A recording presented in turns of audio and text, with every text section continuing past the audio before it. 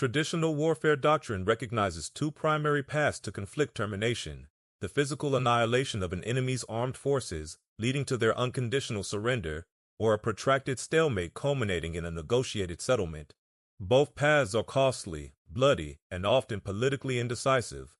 A third, more sophisticated strategic framework exists, one designed not to defeat an army in battle, but to make the enemy's continued prosecution of the war a systemic impossibility. This framework is known as the Collapse Doctrine. Its central objective is not to engage and destroy the enemy's military might, nor is it to find a compromise at the negotiating table. Its goal is the rapid and deliberate inducement of a catastrophic systemic failure within the enemy state itself, leading to a condition of strategic paralysis from which it cannot recover. The war ends not when the enemy army surrenders, but when the enemy regime ceases to be a functioning entity. This is the ultimate expression of effects-based operations. It is a departure from the Clausewitzian focus on attrition and a move toward the Sun Tzu ideal of subduing the enemy without fighting. The primary targets are not the enemy soldiers, but the very pillars that hold their state together: its leadership, its economy, its infrastructure, and the will of its people. The doctrine operates on the understanding that a nation-state is not a monolithic block of power, but a complex, interconnected system, much like a biological organism. And like any organism, it has critical vulnerabilities and centers of gravity. A precise and synchronized attack on these vital points can cause a total systemic collapse far more efficiently than a frontal assault on its hardened defenses. This is the art of strategic paralysis, a war waged across multiple domains simultaneously, often with minimal kinetic force. It is a campaign fought with information, with economic pressure, with psychological operations, and with the surgical application of covert action. It is the science of ending a war not by winning it, but by making the enemy incapable of fighting it. The foundational analytical model for the Collapse Doctrine is a strategic framework known as the five-ring system, first articulated by the military strategist John Warden. This model views any state or adversary as a system of 5 concentric rings of power. To be effective, an attack must penetrate the outer rings and strike directly at the vital center. The outermost ring consists of the fielded military forces. These are the state's fists and shield its armies, navies, and air forces. This is the most visible and heavily defended ring, and in traditional warfare, it is the primary target. In the Collapse Doctrine, it is the last and least important. The fourth ring, moving inward, is the population. The people are the body of the state.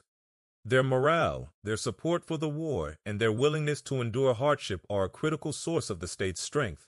A population that is united and resilient can sustain a war effort indefinitely. A population that is divided and demoralized cannot. The third ring is the state's critical infrastructure. This is the skeleton and circulatory system of the nation.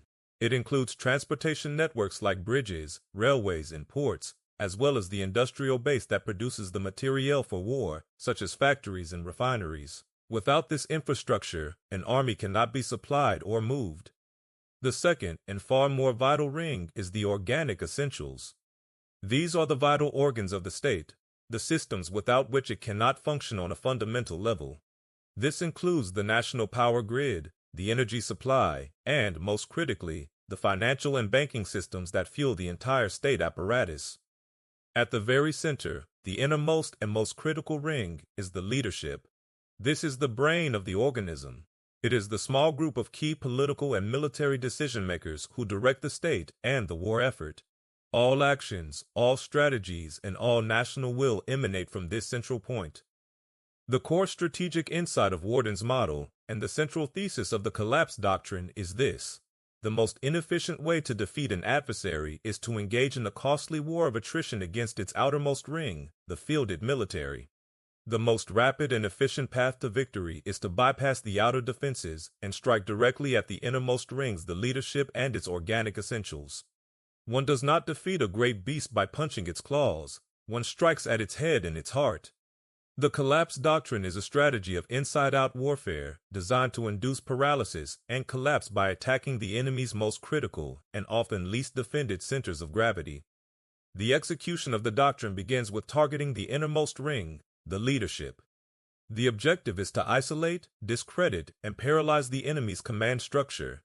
This is not primarily a kinetic effort, it is a psychological one. Intelligence operations are paramount. A deep, granular understanding of the key leaders is developed, their personalities, their fears, their rivalries, and their decision-making processes. This is gathered through all available means, from signals intelligence to human sources.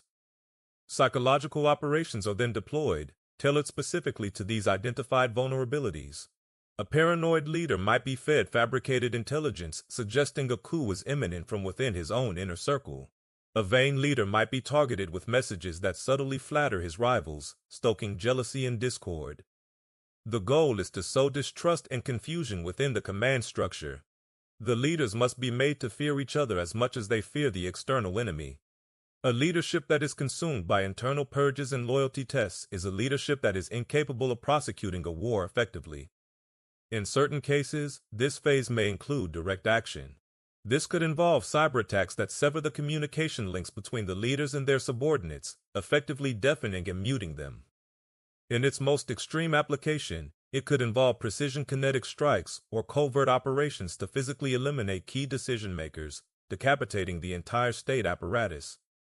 Simultaneously, the doctrine dictates an assault on the second ring, the organic essentials. While the leadership is being psychologically besieged, the vital organs of their state are targeted. The goal is to induce a systemic shock that the now confused leadership cannot manage. The primary weapon in this phase is often cyber warfare. Coordinated attacks can be launched to disable the national power grid, plunging the country into darkness and disrupting all economic and military activity. The financial system can be targeted, freezing assets, disrupting transactions, and creating a banking crisis. Economic warfare is another key tool. International sanctions and covert financial operations can be used to cut the regime off from its sources of revenue and its access to global markets. The currency can be attacked to trigger hyperinflation, destroying the savings of the population and making the state's money worthless. These are not acts of war in the traditional sense, but they are profoundly destructive. An army cannot fight if its soldiers are not paid, if its tanks have no fuel, and if its command posts have no electricity. The attack on the organic essentials is an attack on the enemy's very ability to function as a modern state. With the state's brain and organs under attack, the third ring, the general infrastructure, is targeted. The objective here is to physically sever the connection between the industrial and logistical base of the country and the fielded military forces on the front lines. This involves the surgical targeting of critical transportation nodes. Key bridges are destroyed, railway lines are cut, and ports are blockaded or mined. The enemy army becomes a series of isolated pockets, unable to be reinforced, resupplied, or redeployed. The industrial base that supports the war effort is also targeted. This could be through precision airstrikes, covert sabotage operations, or cyber attacks on factory control systems. Ammunition plants, vehicle repair depots, and oil refineries are priority targets. The goal is to create a state of logistical starvation. The army in the field begins to run out of bullets, out of food, and out of spare parts. Its combat effectiveness plummets, not because of battlefield losses, but because its logistical lifeline to the homeland has been systematically severed. Now the focus of the operation turns to the fourth ring, the population. The goal of this phase is not to terrorize the populace, but to separate them, psychologically and politically, from the ruling regime. The war must be framed as a conflict against the dictatorship, not against the people. This is primarily the domain of information operations. A massive campaign is launched to blanket the enemy population with messages that highlight the regime's incompetence, its corruption, and the utter futility of the war. These messages are disseminated through every available channel, from radio broadcasts to social media. The effects of the attacks on the other rings are used as proof of this narrative. The power outages, the food shortages, the banking crisis, all are framed as the direct fault of the regime's failed leadership. The population is told, in essence, your suffering is not because of the war, but because of your leaders who are forcing you to fight it. At the same time, a viable political alternative must be presented. Legitimate indigenous opposition movements are covertly identified, advised, and supported. The population is shown that there is an alternative to the current regime, a path to peace and stability. The goal is to erode the domestic support for the war until the regime is standing alone. Only after these four inner rings have been systematically attacked and degraded does the doctrine concern itself with the fifth and outermost ring, the fielded military. In traditional warfare, this is the first target. In the Collapse Doctrine, it is the last. By this stage of the campaign, the enemy army is a hollow and rotted structure. Its leadership is decapitated and paranoid. Its logistical support is severed. Its soldiers are underfed, undersupplied, and unpaid. And its morale has been systematically destroyed by a relentless psychological campaign. The soldiers know that their cause is hopeless. They know that their families back home are suffering. They know that their leaders have failed them. They are no longer a cohesive, motivated fighting force. They are an army of isolated, terrified individuals who want only to survive. At this point, only minimal physical pressure is required to shatter them. This pressure is often applied not by a conventional army, but by the now empowered and well-supplied indigenous surrogate force. The final collapse of the army is made to look like the result of a popular uprising, not a foreign intervention. This leads to the penultimate phase of the doctrine, the cascade of collapse. The synchronized and simultaneous pressures on all five rings create a powerful synergistic effect. The system reaches a tipping point, and a rapid, non-linear collapse begins. The leadership, isolated and fed false information, issues contradictory and irrational orders. The population, suffering from economic hardship and no longer believing in the regime, may begin to engage in widespread civil disobedience or protests. The internal security forces, a part of the population themselves, may refuse to fire on their own people. The army, beset by guerrilla attacks and rotting from within, begins to experience mass desertions, surrenders, and mutinies. The state simply ceases to function. It is not defeated in a decisive battle, it dissolves. The regime's authority evaporates, its institutions crumble, and a power vacuum is created, which the supported opposition is prepared to fill. The war ends because one of the belligerents has effectively ceased to exist. This creates the final victory condition of the Collapse Doctrine, an imposed, unilateral outcome. There is no negotiation with the old collapsed regime. There is no armistice or peace treaty. The war is over because the enemy state has failed. The new, friendly government that takes its place then establishes the new reality on the ground.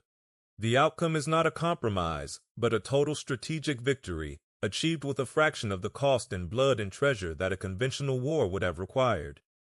The Collapse Doctrine is, therefore, the ultimate expression of effects-based, multi-domain warfare.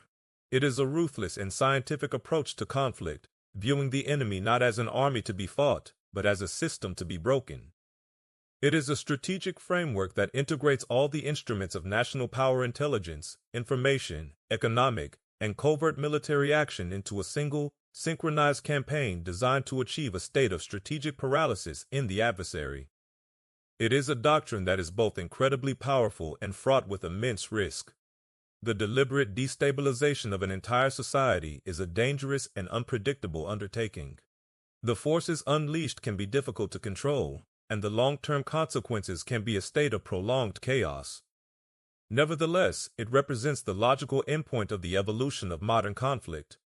In an age of nuclear deterrence, where large-scale conventional wars between major powers are almost unthinkable, these forms of systemic, invisible warfare have become the dominant form of great power competition. Victory in the 21st century is therefore not about breaking an enemy's things, but about breaking the enemy system itself. It is about understanding that an army, a government, and a nation are, in the end, held together by a fragile web of trust, communication, and belief. The Collapse Doctrine is the science of methodically and deliberately tearing that web apart.